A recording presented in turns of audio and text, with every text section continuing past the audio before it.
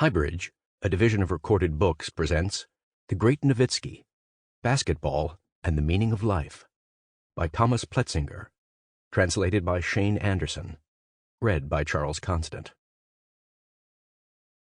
Singin' They Don't Make 'Em Like This Anymore. David Bazan, The Ballad of Pedro y Blanco. The Finish Line. Prologue. I always knew this day would come. I've followed Dirk Nowitzki's career for half of my life, first as a player, then as a remote enthusiast, later as a sportswriter, and finally as the author of this book. It's April 9th, 2019, and almost 7 years have passed since I first wrote about Dirk Nowitzki, 7 years that I've been watching him work. Nowitzki and I have sat in countless hotel rooms and cars, on locker room benches, terraces, film sets, and in a pasture in the Slovenian Alps. We've also sat in doctors' offices, his daughter's bedroom in Preston Hollow, and arenas and dusty gyms. We've been in San Francisco, Los Angeles, Kranjska Gora, Warsaw, Randersacker, and Shanghai. We've talked about baseball and about everything else, our parents, the children, books, and our aging bones. We even worked out together once. I've witnessed a number of his milestones with my own eyes, and I've had the other ones described to me. I've watched when the bright lights were switched off and Dirk Nowitzki continued to do what he does, play basketball. When he scored his 30,000th career point, I was sitting in the stands next to Holger Geschwindner, Dirk's mentor, coach, and friend, and I was deeply moved by his achievements and accomplishments, by the love Dirk has attracted. I was moved because I sat there and sensed what it must have cost Dirk to get to where he was. I sat there knowing I would write about this moment. But I also knew my words would always be a step behind Dirk Nowitzki's presence of mind, his absolute mastery of craft. Just like his helpless defenders, my sentences would always be a tenth of a second too late. Nowitzki's world is a black box, a closed system with its own language and way of thinking. His inner circle is reserved and discreet, but once you get to know his people, they stay with you for good. Dirk's calendar was always packed, every year booked down to the last minute. Whenever he was unavailable, I talked to the people he cares about and to the countless others who care about him. I've tried to understand what makes him different from other basketball players, from every other athlete. What makes him unique? I've never asked for an autograph, and we've never taken a selfie. But I've sat with Dirk at restaurant tables and ordered wine while he stuck with water. Together we've been on planes, in cars, on walks. Once, in Oklahoma City, I even ended up in a fist fight because of Dirk. To understand the Nowitzki system, I've given up my journalistic independence. My daughters were born while I was researching this book, and whenever someone asks them what their father does for a living, their answer is Dirk Nowitzki. For years, I had imagined driving with Dirk to his final home game. I had sketched out the details of the scene over and over. We had often talked in cars. Whenever I pictured the day of this last game, I pictured Dirk Nowitzki and Holger Geschwindner sitting together in the front. I'd be in the back seat, in the blind spot, notebook on my knees. But on April 9th, 2019, the two of them are driving alone. This moment isn't meant to be observed. I'm taking a regular taxi to the arena. The southbound traffic flows slowly, past all the familiar buildings and billboards, including one of Nowitzki. There's the skyline of downtown Dallas in the distance, the snow-white arches over the Trinity River, the Reunion Tower. At some point, the car gets off the highway. I note the artificial waterfall above the street, the ad for Coors Light. Approaching the American Airlines Center, I realize that this hope to go unobserved is exactly what has made Dirk Nowitzki so successful. He and Geschwindner never set out to fulfill the desires and aspirations of others, and today is no different. The taxi passes under the battered bridge at the dip at North Houston Street, along Harry Hines Boulevard, then turns onto Olive Street. The American Airlines Center. The house that Dirk built. Everything is exactly how it should be, I note. Sometimes doors have to stay closed. Sometimes the back seat has to be empty. As I get out of the taxi, melancholy and ceremony hang in the spring air. The Dallas Mavericks season has been over for weeks, or for months if we're honest. Today they're playing their final home game against the Phoenix Suns, the worst team in the league. There's nothing at stake for either of these teams tonight, but 3 hours before tip-off there are fans gathered on the plaza in front of the arena. Dirk Nowitzki hasn't officially announced his retirement, but everything down to the finest detail has been prepared for it. There are flags hanging from street lamps, flags that have his face on them, flags displaying his life's work in numbers and pictures. 2011 World Champion, 6th on the career scoring list, 14-time All-Star, and so on and so forth. The first player in league history to play for the same team for 21 years. His Dallas Mavericks. A huge multi-story banner of Nowitzki is hanging on the front of the building, bearing today's slogan at the bottom, 41.21.1. Dirk Nowitzki, number 41 on his jersey, 21 years under his belt, one team. Fans have come a long way to be here, from Germany and China and Argentina. They're carrying hand-painted signs and wearing costumes. Some are here for their first and perhaps last time. Many in Dallas only know their city with Dirk in it. Many have grown up with him, and only the older people remember what it was like before. Clinton was the president. There were no smartphones. Aerosmith's I Don't Want to Miss a Thing topped the charts. This arena didn't even exist. I survey the plaza in front of the arena. Fans line the streets waiting for Dirk's arrival, but they don't know what car he is in or which route he is taking. Victory Avenue? Olive Street? Almost everyone is wearing Dirk jerseys, Dirk t-shirts, both recent and vintage. They've painted signs of gratitude and respect. A few are bearing flowers. When his car finally turns the corner, people recognize him immediately and start to sing his song, a melancholic cheer, a jumble of emotions. Dirk doesn't stop. I watch the Range Rover roll slowly into the belly of the arena. Silver garage. Everything will be the same as it always is. Dirk will follow regulations and turn off the engine, like always. A bomb-sniffing dog will check the car. The security guard will silently stick out his fist to Dirk, and the old lady at the gate will blow him a kiss. That's the way it's always been, for all these years. "Thanks, my boy," she'll say, as if Dirk were her beloved grandson. "Thank you for winning tonight." Everything is ready to go. There's a peculiar ceremonial air at the press entrance, the security check, and the elevator to the catacombs. The lady operating the elevators is wearing a number 41 t-shirt. When Nowitzki and Geschwindner park the car, Mavericks communications guy Scott Tomlin and several hundred arena employees are waiting for Dirk. Security guards, food vendors, cleaners, technicians. Dirk has known many of these faces for years. Their cheering touches him. Geschwindner remains in his seat and watches Dirk slowly work his way through the rows of people. High fives, fist bumps. At the entrance to the loading dock, a blue carpet has been glued to the bare concrete floor so that Dirk can walk past the press and their cameras in befitting fashion. He then disappears into the locker room. It seems like he is in a good mood. What he doesn't know is that right now, in a VIP box 4 levels above him, his childhood idols Charles Barkley, Larry Bird, and Scottie Pippen are raising their glasses to him. Sean Kemp is also there, as is Detlef Schrempf, the greatest German basketball player of all time, before Dirk. A difficult season lies behind Dirk. It would be more apt to say a torturous one. The recovery from the ankle surgery last April went well at first, and there was hope that it would heal quickly. But it didn't. Instead, there were complications. An infection and a long and arduous recovery period.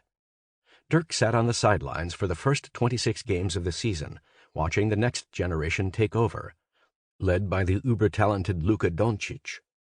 He heard the cheers and watched Doncic follow in his footsteps. Dirk supported him. He worked obsessively on his body to be able to come back one more time. Dry needles were pierced into his damaged muscles every other day. Massages, hours and hours with his trainers and physios. It took an incredible effort to just get back on the court, but still the foot didn't heal properly. It was good enough for 6.6 points per game and almost 15 minutes of playing time, though. Dirk tried to consciously appreciate every day, every flight, every hotel, every arena, every stupid joke in the locker room. From our conversations, I know that Dirk always had a different image of his retirement, namely, quietly and unnoticed. 1 year ago, in his hotel room in San Francisco, he told me he didn't want a big production for his final game. Just play and say that's it, he had said. Thank you, I'm done. My body's done. I've given everything I had to give. It was a blast, but at the end of the day, I don't want anyone to know about it beforehand. But now the big production is here. Everything is covered in tinsel. Signs hang on the doors of the arena warning, tonight's game will be using heavy amounts of pyro, and there are dozens of cases filled with various kinds of fireworks down in the arena's catacombs. There's a gilded commemorative card on every seat, as well as a cardboard cutout of Dirk's beaming face and a T-shirt with today's slogan, 41.21.1. For one last time, the merchandise stalls are almost exclusively selling Dirk-related memorabilia. Courtside seats for this game cost more than $10,000. The Mavericks have had their hands full organizing these festivities, which include a laser show in addition to the pyrotechnics and accommodating the unbelievably large media presence. Hordes of German journalists are here. This is their last trip to Dallas. Editors won't be sending them over anymore. They all have their own personal stories about Dirk, and each wants a few private seconds with him. He's ours, we want to say our farewells. The same goes for the Americans, but the difference is that the Germans are more nostalgic and melancholic. The German journalists are the most difficult, Scott Tomlin laughs outside the Mavericks locker room. He presumably means me, but doesn't want to say it. As I step out of the tunnel and into the bright lights, I realize it's my last time in this arena. Everything has been prepared. The hardwood shines bright, and some of the younger Mavericks are already warming up. The documentary, Der perfekte Wurf, The Perfect Shot, is playing on the Jumbotron. The movie features Dirk's father, mother, and sister. Donnie Nelson, the Mavericks' general manager, Don Nelson, who drafted him, Barack Obama. Everyone talks about what Dirk means to them, and to the game. Steve Nash, Yao Ming, Kobe Bryant. The fans, journalists, ushers, and security guards are all staring at the cube. Thousands of people, thousands of versions of Dirk. Nowitzki means something different to all of them. To the bulky steward with the Tourette tic behind the basket. To the TV host Jeff Skin Wade on the sidelines. To the 12-year-old girl and her grandfather in Section 107, wearing their green vintage jerseys. And to me. We all think we know who Dirk is. But it isn't that simple. For some people, Dirk is the nice boy next door. For others, he is the best European who ever touched a basketball. An innovator with a very unique way of thinking, a meticulous technician, the creation of a nutty professor, a free spirit, the reinvention of the power forward position, and one of the main reasons for there being a major change in the way basketball is played. The kid from Bavaria, the superstar. To some, he is a financial asset. To others, he is their livelihood. A role model and a bitter rival. A shooter with a soft touch or a fierce competitor. A German workhorse and a Texan maverick. 7 p.m. The arena is popping when the players come out of the tunnel, as if it's an NBA Finals game. People are on their feet, filming every shot Dirk takes during warm-ups. When he dunks, the audience cheers in a way that is normally reserved for the end of a game. The arena wants to belong to him tonight. The house that Dirk built. His history is all around him. His childhood teammate, Robert Garrett, is sitting across from the Mavericks bench. Dirk looks for his father and sister, searches for Geschwindner, his coach and friend. His wife, Jessica. The red logo of his hometown club, DJK Würzburg, is stitched on the shoes that were custom-made for today. The game begins and everything runs through Dirk. I take notes. I could count the makes and misses. But then it hits me that this has nothing to do with basketball. It doesn't matter that he scores the first 10 points of the game, or whether he does so with his fadeaway, his trailer 3. It's not about winning. It's about Dirk Nowitzki, and it's about us. It's personal. Something catches him off guard in the second quarter. On the Jumbotron, there's a video showing scenes from his visits to a children's hospital. Dirk has been making these visits for more than 15 years, but no journalist had ever accompanied him until last year. Dirk watches the video and can't hold back his tears, even though there are still a few minutes left before halftime. Perhaps it's the solemn tone, the narrator's heartwarming voice. Perhaps he's suddenly aware of how fortunate he has been over the years. Dirk Nowitzki is standing alone at center court, and when he's no longer able to control his emotions, he lowers his eyes, hands holding his knees. The arena is struggling with his tears. At some point, he pulls himself together and finishes the game. When Luka Doncic makes a perfect pass to Dwight Powell out of a pick and roll, and Powell passes to the cutting Dirk, who dunks, I ask myself whether we've just witnessed the final dunk of his career. There's a last time for everything. After the game, the Mavericks lay it on thick. Team owner Mark Cuban has announced that it will be a special evening whether Dirk likes it or not. Coach Rick Carlisle says a couple of moving words, and then images of Dirk's childhood idols flash on the screens. Dirk is watching from the bench, confused at first. Scottie Pippen? Charles Barkley? Larry Bird? Schrempf? Kemp? Why are they showing these superstars? What do these legends have to do with him? A special task force has been assigned to this top-secret surprise for months. Dirk wasn't allowed to know anything about it, and he's apparently totally oblivious. Dirk had no idea they were coming. But when Barkley, Pippen, and Bird slowly walk onto the court one after another, it dawns on him. His teammate Devin Harris is sitting next to him and can barely contain his excitement. Dirk bites into his towel to hold back the tears. The legends are standing in spotlights, and time makes a loop. 15-year-old Dirk Nowitzki in his kids' room in the small German city of Würzburg-Heidingsfeld, a poster of Pippen above his bed and one of Barkley on his closet door. And Dirk Nowitzki, 40 years old, now one of them.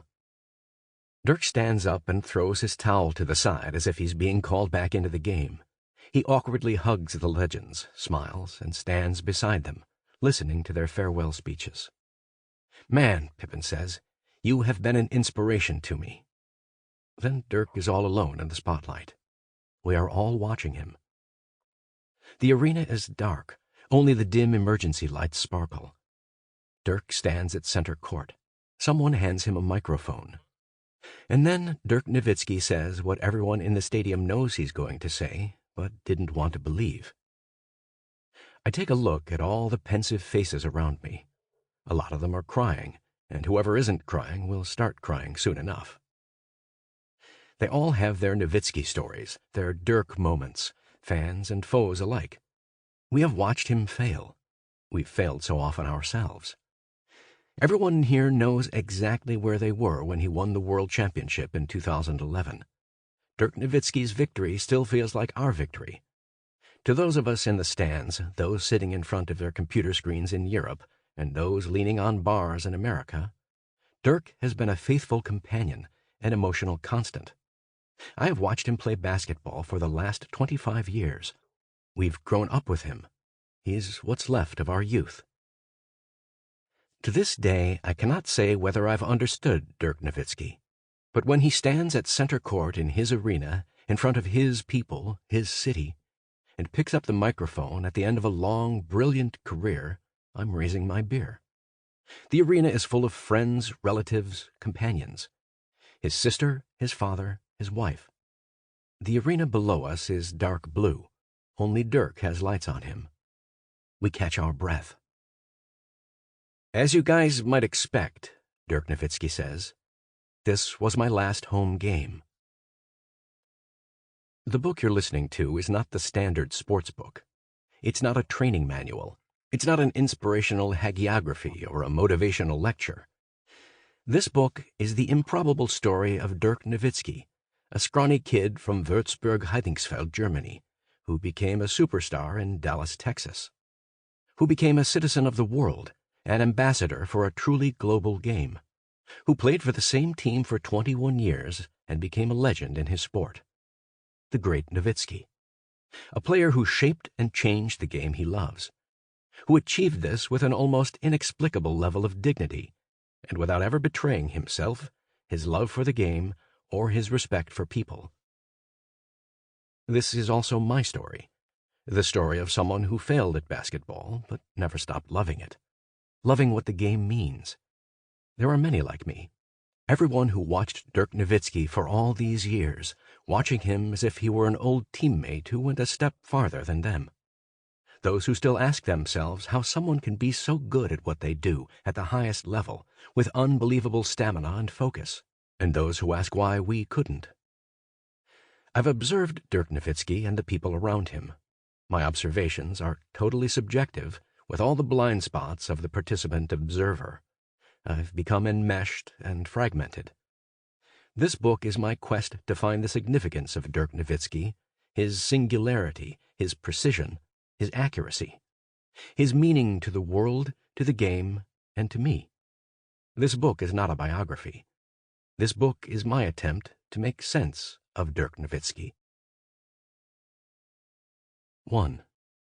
Dirk Nowitzki. You're meeting Dirk? Are you fucking joking? A League of His Own, May 3rd, 2012. My years with Dirk Nowitzki started on a plane over the Atlantic. Berlin, Frankfurt, Dallas.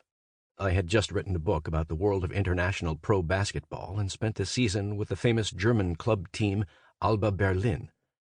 On the lookout for a new project, I randomly inquired whether the German weekly Zeit magazine would be interested in a long-form feature on Dirk Nowitzki. As a basketball fan from Germany, I had naturally followed Nowitzki's entire career. He had always fascinated me, and it had meant a lot to me when the Mavericks won the World Championship the previous year. My suggestion was simple and, admittedly, not entirely unselfish. I'd watch a couple of exciting playoff games, eat Texan barbecue, meet Nowitzki personally, and then write a portrait about his importance to his city, his sport, and me. Nothing more, nothing less. I figured 2 weeks would be enough to understand Nowitzki. Much to my surprise, the editor agreed, and now I was actually on my way to Dallas. On Thursday, May 3rd, 2012, I had no way of knowing that my journey with Dirk Nowitzki would take years. Sleep was out of the question in the cheap seats, so I tried to read. An F. Scott Fitzgerald novel I had hastily fished out of the bookshelves, as well as 2 photocopied essays about tennis by David Foster Wallace. Roger Federer as Religious Experience and String Theory. 2 Nowitzki biographies. I wanted to be prepared. This was my first visit to Dallas, and tonight I would be setting foot in the Mavericks arena for the very first time. I was delighted. Sitting next to me was a heavy-set engineer named Charles. He was from a small town in Oklahoma. Charles saw my Nowitzki books, nodded, and ordered a whiskey for me without asking. In front of him was the sports section of USA Today, and we started talking about basketball. That night, Charles's team, the Oklahoma City Thunder, were playing the Mavericks in the first round of the playoffs. Oklahoma City had won the first game by a single point, 99-98, and the second was also close, 102-99. Nowitzki had scored 25 points in the first game and 31 in the second, making him his team's high scorer. The Mavericks could have won both games. The losses came down to minute details. In Game 2, Nowitzki had the win in his hands, but missed a wide-open 3 with a minute remaining. The 2 teams had also faced off the year before. Dallas won that series 4-1 on their way to becoming world champions, and Nowitzki probably played the best basketball of his career. The Thunder's 3 young stars, Kevin Durant, Russell Westbrook, and James Harden, were the future of the game. 3 future MVPs on a single team. In 2011, the Mavericks had been able to hold them off. Now, a year older, the Thunder were more mature, and the team had a 2-0 lead. Both games could have ended differently, I said. A made 3, a solid defensive sequence. But they didn't, Charles said, then ordered 2 more whiskeys. We're ahead. Then we talked about the absolute superiority of the American game, his take, and the greater tactical demands of the European version, my theory. Charles worked in construction equipment sales, had business in Europe, and was now flying to Dallas, after which he would drive up to Oklahoma. He was interested in the economic and statistical aspects of the sport in a way that only American sports fans are. Numbers matter more in baseball and basketball than in soccer. He praised Dirk Nowitzki for his free throw percentage as well as for his economic clout in the region. That was all he had to say about him. He wasn't a big fan, he said. Nowitzki? Too soft, too European. He pronounced the word European like a disease. He missed a crucial 3 last night, he said again, and we won. I nodded, and Charles patronizingly raised his plastic cup, then downed his whiskey. Sweep, he said. OKC wins 4-0. Never, I said. Want to bet? I don't gamble. $100, he said, fishing in his pocket. What? You don't have any faith in your guys? You also think Oklahoma will win, huh? Thanks, I said. Let's just wait and see. Even if the engineer wasn't willing to admit it, Dirk Nowitzki was one of the best players in American sports. He had proven himself in a world that had never reckoned with a white bread from Würzburg.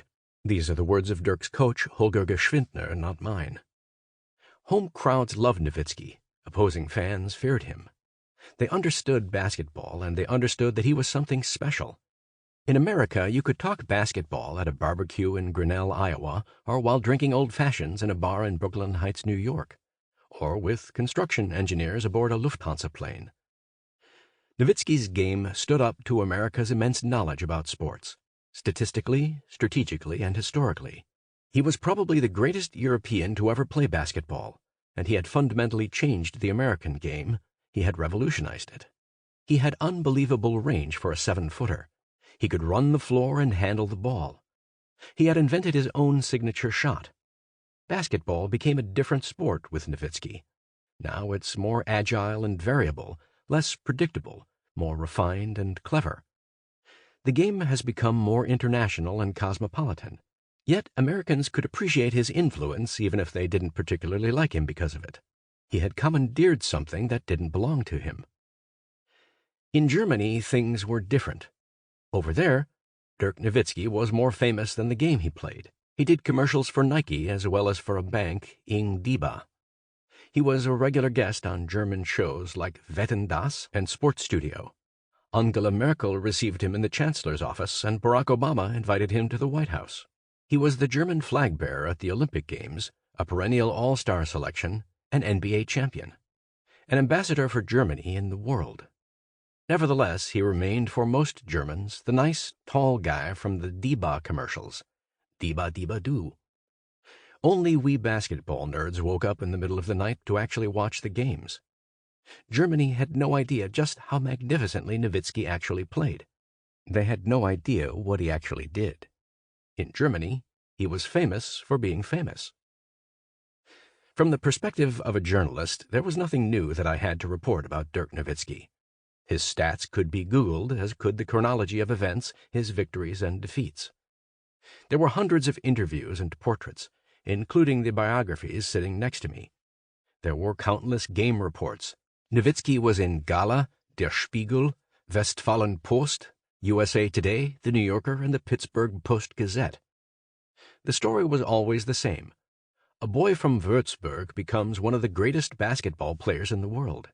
He takes an unconventional course with the help of his eccentric mentor, Holger Geschwindner, and he practices in the seclusion of a school gym in Upper Franconia until he reaches the NBA and ultimately becomes a world champion. Nowitzki had fame, respect, and seemingly limitless marketing value. I liked the story of the friendly hero, and I respected his struggles and defeats. His triumphs made me happy. His failures seemed excusable. Somehow, his victories were my own. Like many others, I had dreamed of becoming a professional athlete as a child. I grew up in Hagen in the Ruhr Valley, and basketball was pretty much the only sport in town. In the summer of 1984, I was 9, maybe 10, when my coach, Martin Groff, explained how to do a layup in the tiny Vinke school gym. Right, left, up. Martin acted as though the game were music and our steps the rhythm. Tam-tam-tack. And again, tam-tam-tack. Over and over. I played in my first under-12 game the following autumn. I wore the number 14. The higher numbers were reserved for the bigger players. We got a serious thrashing. On the weekends, my father and I went to watch our favorite club, TSV Hagen 1860, in the packed Ischelandhalle. There were 1,950 seats. Sample complete. Ready to continue?